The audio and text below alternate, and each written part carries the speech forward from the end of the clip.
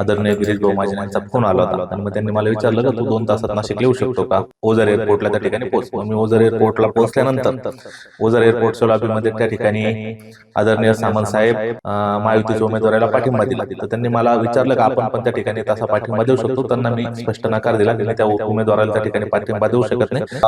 पेठ येथे प्रचारामध्ये असताना गाठीभेटी घेत असताना मतदारांच्या मला त्या ठिकाणी राज्याचे वरिष्ठ मंत्री आदरणीय गिरीश भाऊ महाजन यांचा फोन आला होता आणि मग त्यांनी मला विचारलं का तू 2 तासात नाशिक येऊ शकतो का.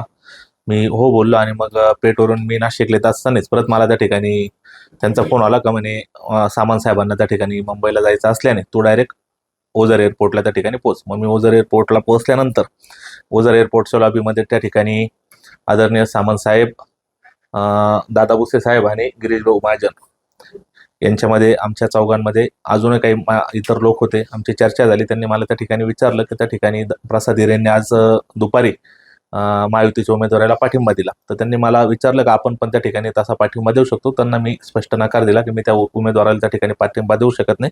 कारण मतदारांचा कौल बघता तो कौल चांगल्यापैकी माझ्या बाजूने असल्यामुळे तो पाठिंबा देणं म्हणजे त्या मतदारांचा त्या ठिकाणी मी घात करण्यासारखा प्रकार होईल. त्यामुळे मी त्यांना स्पष्ट नकार देऊन त्या ठिकाणी पुन्हा माझ्या नाशिकला येऊन माझ्या गाठीभेटी चालू केलेल्या आहेत.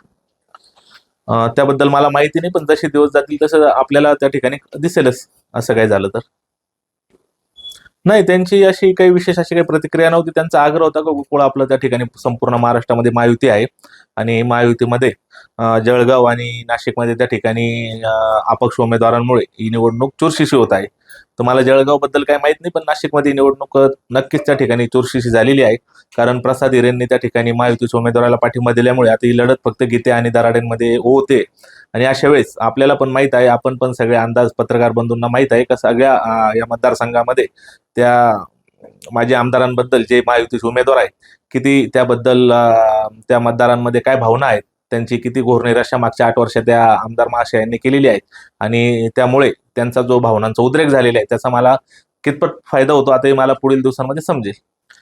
महाराष्ट्रात तरी असं राजकारण चालत नाही असं मला वाटतं. यशवंतराव चव्हाणांचा हा महाराष्ट्र आहे, शरद पवार साहेबांचा हा महाराष्ट्र आहे आणि आपल्या राज्याचे जे प्रमुख आहे देवेंद्र फडणवीस साहेब ते एक आदर्श मुख्यमंत्री म्हणून या देशामध्ये गौरवले जातात. त्यामुळे मला वाटत नाही असं काही प्रकार होईल आणि आपण काही चुकीचे कामं केलेली नाही. त्यामुळे मी ही शंका घेण्यात काही जागा नाही. महाराष्ट्रातील सर्व बातम्यांचे विश्वासार्ह व्यासपीठ,